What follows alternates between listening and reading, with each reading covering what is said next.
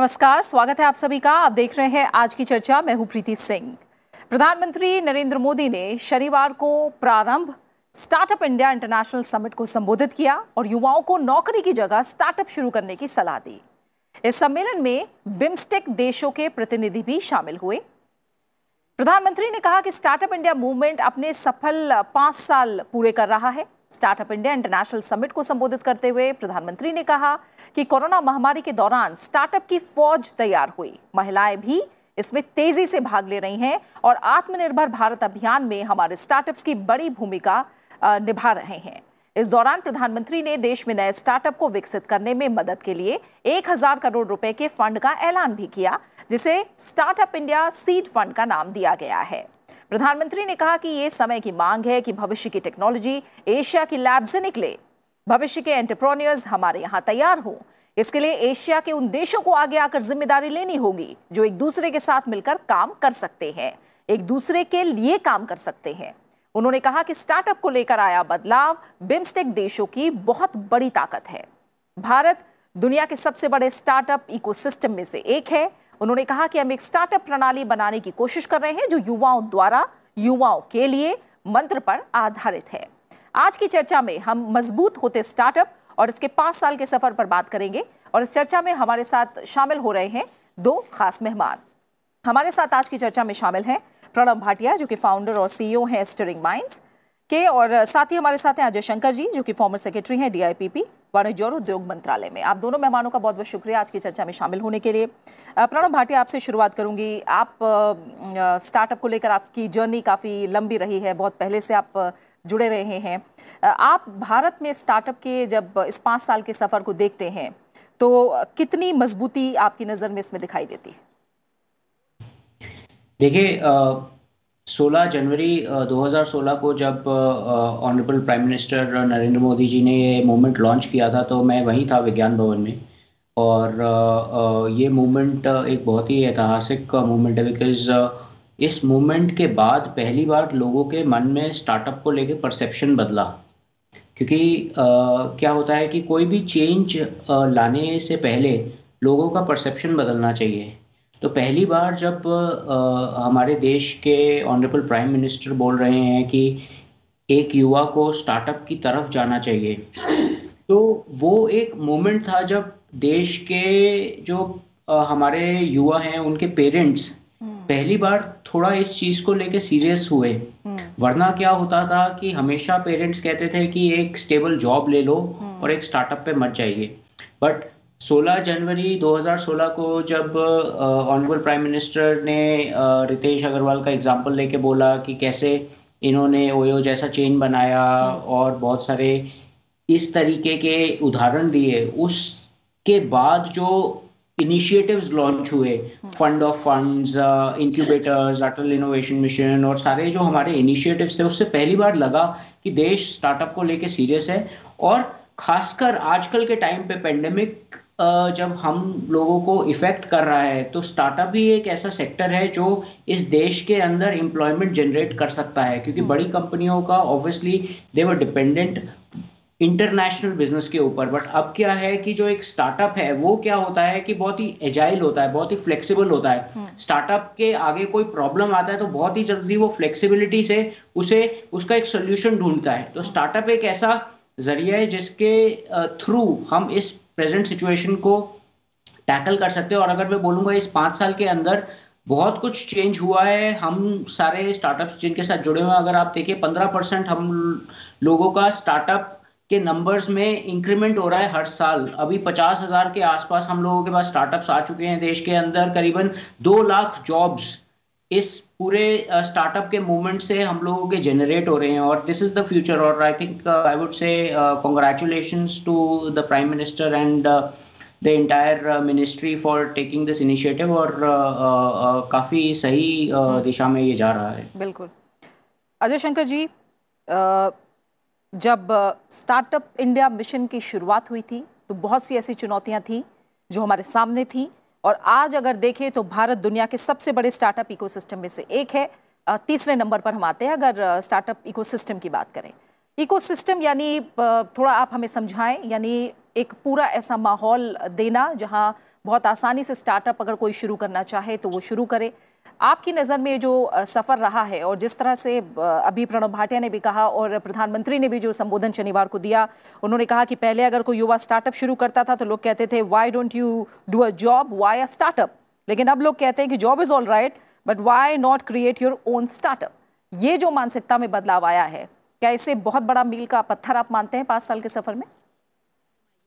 ये जो मानसिक बदलाव आया है वो बहुत आवश्यक था, और इससे जो भविष्य में हमारे लिए संभावनाएं अब उत्पन्न हो गई हैं उसका पूरी ढंग से अभी आम जनता में एहसास नहीं हो पा रहा है।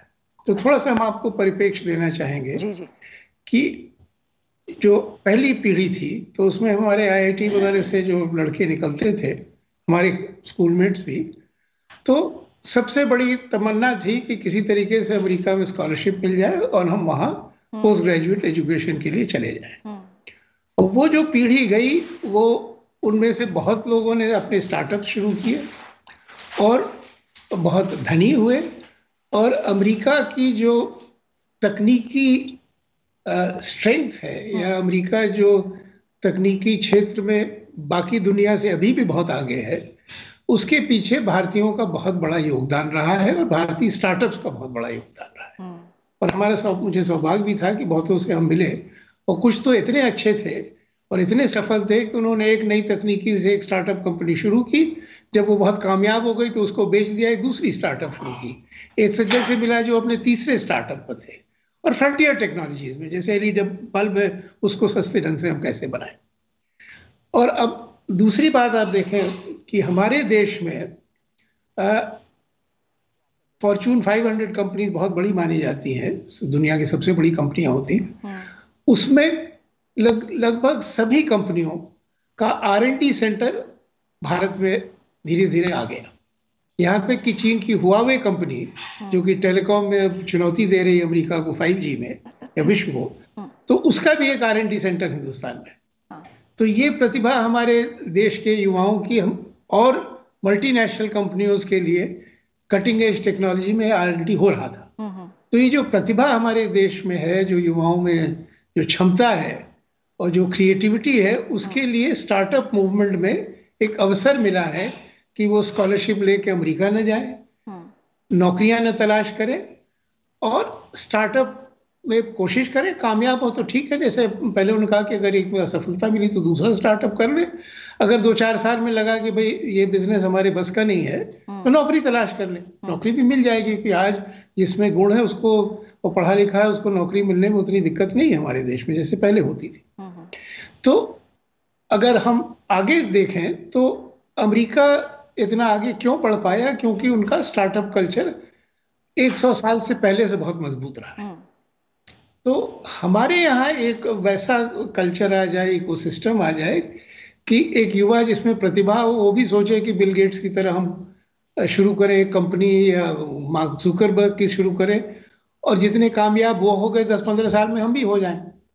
और ये धीरे धीरे हमें दिखाई दे रहा है। ऐसी इस सफर में हम आगे बढ़ रहे हैं। जैसा कहा गया कि हमारा 3rd सिस्टम है, तो दुनिया में हम 3रे स्थान पर हैं। तो ये एक शुरुआत है, और यहाँ हमें एक कॉम्पिटिटिव एडवांटेज है कि हमारा जो युवा दिमाग है या जो युवा है वो बड़ी खुली ढंग से सोचता है और बहुत क्रिएटिविटी की उसमें पोटेंशियल है, क्योंकि हमारा देश इतना आज़ाद रहा है, इतनी आज़ादी रही, इतना फ्रीडम रही है कि सब हर क्षेत्र में तो बड़ा क्वेश्चनिंग माइंड है, और क्वेश्चनिंग माइंड ही आवश्यक है एक स्टार्टअप की सफलता के लिए। बिल्कुल।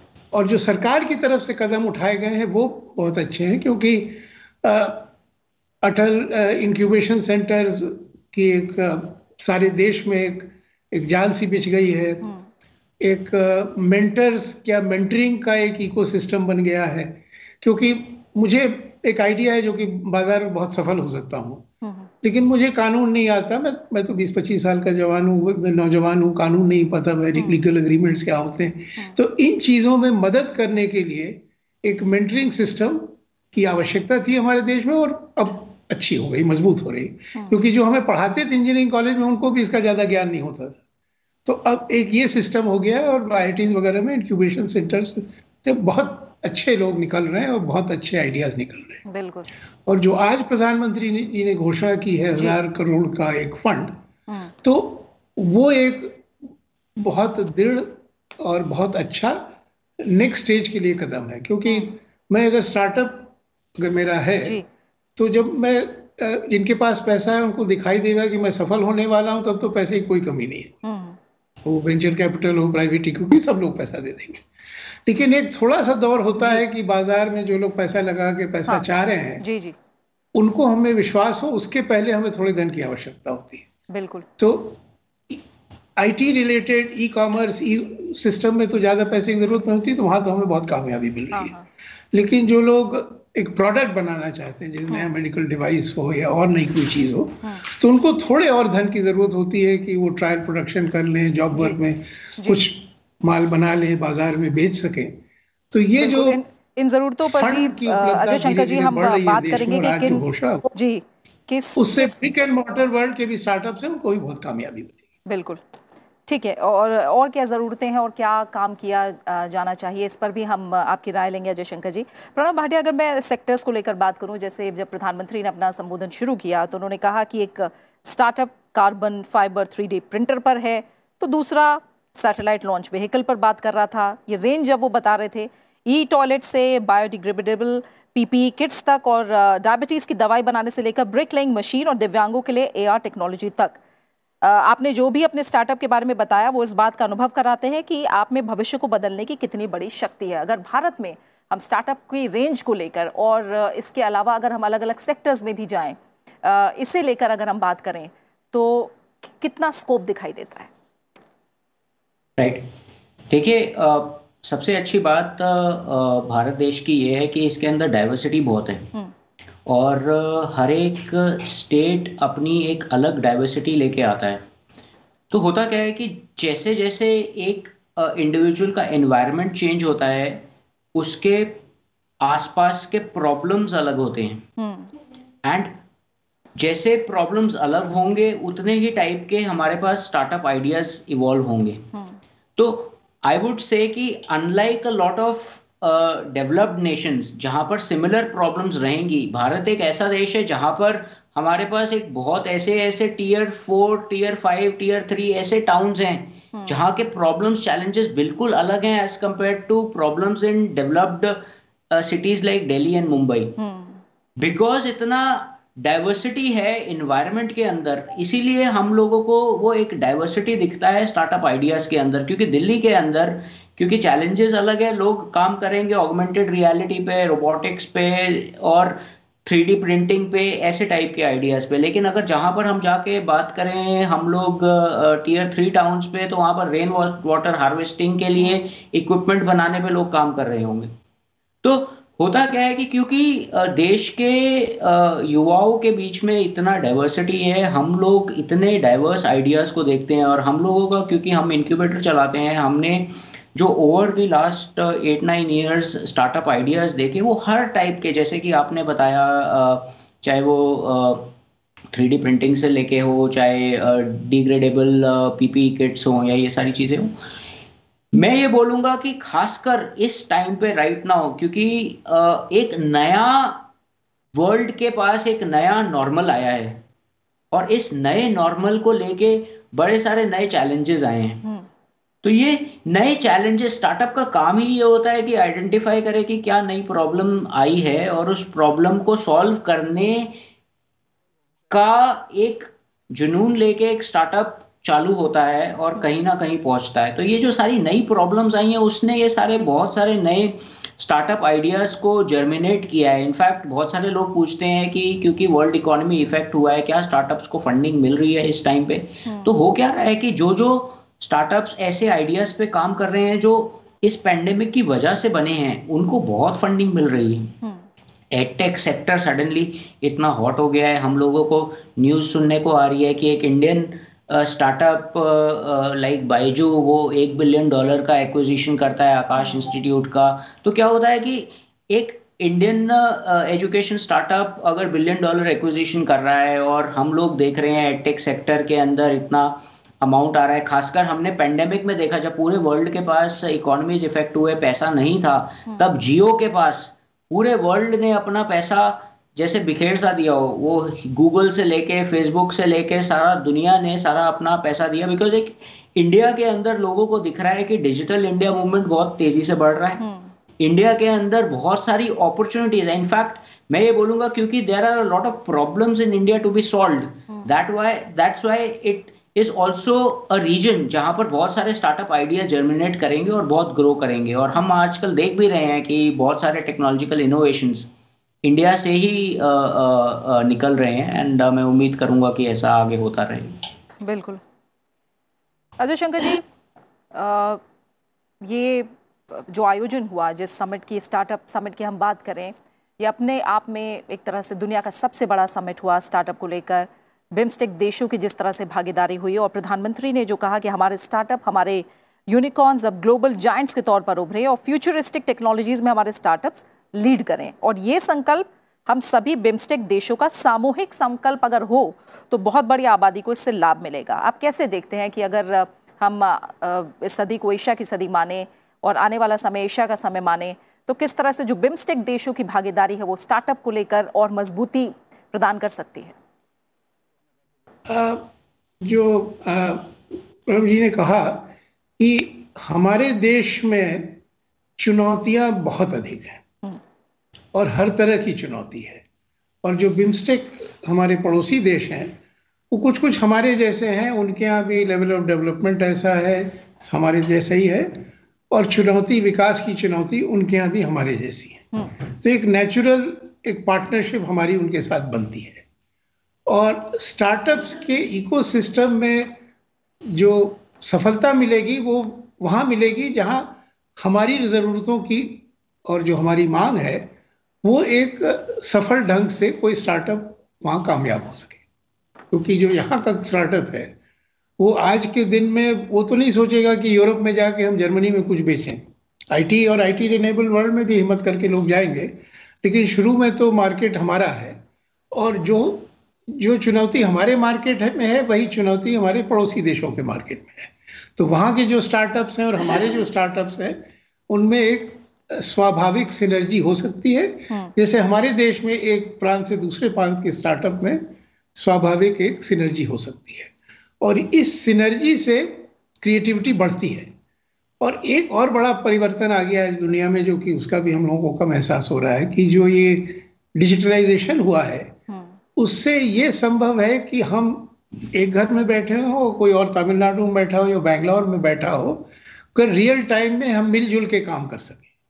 ये आज से 50 साल पहले नहीं संभव था। तब तो हमें बैंगलोर में ही जाना पड़ता था या सिलिकॉन वैली में ही जाना पड़ता था, तब हम अच्छा ना काम कर सकते थे। आज तो हम घर बैठे कर सकते हैं। और दूसरा जो बहुत बड़ा परिवर्तन आया है कि जो कॉस्ट है, जो खर्चा है नया काम करने के लिए, वो बहुत घट गया है।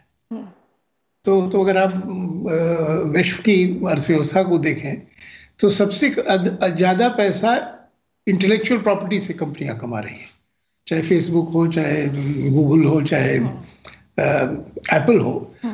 तो जो उन्होंने प्रोडक्ट डेवलपमेंट किया है उसमें मैन आवर्स बहुत अच्छे खर्च हुए हैं, बहुत ज़्यादा खर्च हुए हैं, लेकिन फिजिकल मटेरियल में ज़्यादा पैसा नहीं खर्च हुआ है। तो ये हमारे लिए एक बहुत बड़ा अवसर है कि हम कम खर्चे में लीप फ्रॉग करके दुनिया के टेक्नोलॉजिकल फ्रंटियर में पहुंचने का सपना देख सकते हैं। आज मुझसे 10 साल पहले आप ये सवाल पूछती तो मैं कहता कि अभी बहुत मुश्किल है, बहुत समय लगेगा, लेकिन आज मैं कुछ विश्वास के साथ कह सकता हूं कि ये सोचना कि हम विश्व की तकनीकी फ्रंटियर पर पहुंच जाएं जल्दी, अभी इतना अस्वाभाविक नहीं है। अगर हम इतिहास देखें तो आप 1880-90 में जाइए तो अमेरिका को कोई नहीं मानता था कि बहुत सफल हो पाएगा। तो सारी तकनीकी विकास यूरोप में हो रहा था, इंग्लैंड में हो रहा था, जर्मनी में हो रहा था। 1920-25 तक आते आते अमेरिका ने सबको पीछे छोड़ दिया। तो कुछ इस तरीके के हमारे अब हमें एम्बिशन हमें आ सकता है कि कब हम सोचे कि अब हम दुनिया के फ्रंटियर में पहुंचे, क्योंकि ये स्टार्टअप्स जो हैं और इनको पूरा समर्थन मिले तो इनमें ये क्षमता है कि सारी दुनिया का मुकाबला कर सके। क्योंकि आज की भी तारीख में हमारे युवा अमेरिका में ये कर रहे हैं, अमेरिकी कंपनियों को ग्लोबल लीडर्स बना रहे हैं, तो अपने देश में अपनी कंपनी खोल के भी ग्लोबल लीडर्स बन सकते हैं। तो मुझे तो बहुत उम्मीद है कि अगर सब चीजें सही रास्ते पर गई तो भारत काफी दुनिया को से तकनीकी फ्रंटियर में अपनी छवि बना लेगा काफी जल्दी। बिल्कुल। प्रणव भाटिया, जो स्टार्टअप्स हैं आज, जो बिजनेस की डेमोग्राफिक कैरेक्टरिस्टिक है वो भी बदल रही हैं। भारत में 44% रिकॉग्नाइज्ड स्टार्टअप हैं, उनमें महिलाएं डायरेक्टर हैं और बड़ी संख्या में महिलाएं इनमें काम भी कर रही हैं। सामान्य आर्थिक बैकग्राउंड से आने वाले युवा भी अपनी प्रतिभा और सोच को जमीन पर उतार पा रहे हैं और परिणाम हमारे सामने है। 2014 में भारत में केवल 4 स्टार्टअप यूनिकॉर्न क्लब में थे, लेकिन आज 30 से ज्यादा स्टार्टअप 1 बिलियन मार्क को पार कर चुके हैं। और इसमें हैरानी भी होगी, प्रधानमंत्री ने कहा कि इसमें भी हमारे 11 स्टार्टअप साल 2020 में यूनिकॉर्न क्लब में शामिल हुए थे, यानी कोरोना काल के कठिन वर्ष में। क्या माना जाए, जो भारत ने महामारी के मुश्किल समय में आत्मनिर्भर भारत अभियान की शुरुआत भी की और इस मुश्किल समय में भी स्टार्टअप ने जिस तरह से काम किया, आत्मनिर्भर भारत की जब हम बात करते हैं तो स्टार्टअप उसमें कितना बड़ा योगदान दे सकते हैं? राइट। देखिए, जैसे अजय जी ने भी बताया कि क्या हुआ है कि पहली बार ये हम लोग जो पेंडेमिक की वजह से डिजिटल मूवमेंट हम लोगों का तेज़ी पकड़ा है, उससे क्या हुआ है कि रिमोट वर्किंग का कॉन्सेप्ट, जैसे उन्होंने बताया कि इंडिविजुअल्स कहीं पर भी बैठ के स्टार्टअप के ऊपर काम कर सकते हैं, उससे इंक्लूजन बढ़ा है। जैसे आप बोल रहे हैं women participation as well as people from probably remote places across India, जो पहले एक तरीके से स्टार्टअप मूवमेंट में उतना इजीली पार्टिसिपेट नहीं कर पाते थे, शायद उनको पूरा सिटी शिफ्ट करना पड़ता था और फॉर दैट मैटर उन्हें अपनी फैमिली से हट के आना पड़ता था। अब वो अपने घर पे बैठ के इंटरनेट के सारे हम लोगों के जो टीम ऐप्स हैं उसके थ्रू ये सारे मूवमेंट के अंदर पार्टिसिपेट कर पाते हैं। इससे क्या हुआ है कि ये जो इंक्लूजन है वो स्टार्टअप वर्ल्ड के अंदर एक आया है। और जैसे कि आपने बात की कि हम लोगों का अभी हम लोग इस सारे एस्पेक्ट से क्या एक्सपेक्ट कर सकते हैं, तो जहाँ तक मैं बोलूँगा ये आत्मनिर्भर भारत एक ऐसा मूवमेंट है जो इस टाइम पे बहुत इम्पोर्टेंट था। क्योंकि पहले क्या रहता था कि सबके मन में जो एक जॉब करने एक इंडिविजुअल जा भी रहा है उसके मन में एक जॉब सिक्योरिटी थी कि मैं एक 50,000 की या 1 लाख रुपए की महीने की जॉब कर रहा हूँ एक एमएनसी के साथ, तो मेरा जॉब और मेरा करियर सिक्योर है। पेंडेमिक की वजह से पहली बार इतने लोगों ने देखा कि ठीक है, जिसे मैं एक सिक्योरिटी मान के चल रहा था वो सिक्योरिटी नहीं है, मेरा जॉब जा सकता है। वर्ल्ड के अंदर एक ऐसी सिचुएशन आ सकती है जिससे इकोनॉमीज इफेक्ट हो सकती हैं।